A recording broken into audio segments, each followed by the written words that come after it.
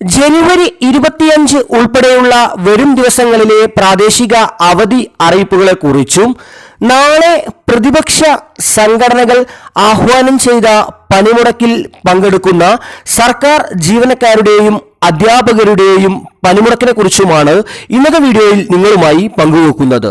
വിശദമായ വീഡിയോയിലേക്ക് കടക്കുന്നതിന് മുമ്പ് ഈ വീഡിയോ ആദ്യമൊന്ന് ലൈക്ക് ചെയ്ത് കാണാൻ ശ്രദ്ധിക്കുക. ഉപകാരപ്രദമായാൽ നിങ്ങളുടെ സുഹൃത്തുക്കൾക്ക് ഷെയർ ചെയ്യാനും ഈ ചാനൽ സബ്സ്ക്രൈബ് ചെയ്യാനും മറക്കാതിരിക്കുക. വിവിധ ആവശ്യങ്ങൾ ഉന്നയിച്ച് സംസ്ഥാനത്തെ ഒരു വിഭാഗം സർക്കാർ ജീവനക്കാരുടെയും അധ്യാപകരുടെയും സംഘടനകൾ ജനുവരി 24 അഥവാ നാളെ പ്രഖ്യാപിച്ചിട്ടുള്ള പണിമുടക്കിൽ പങ്കെടുക്കുന്ന ജീവനക്കാർക്ക് സർക്കാർ ഡയസ് നോൺ പ്രഖ്യാപിച്ചു. ചീഫ് സെക്രട്ടറി ഇതു സംബന്ധിച്ച് ഉത്തരവിറക്കി.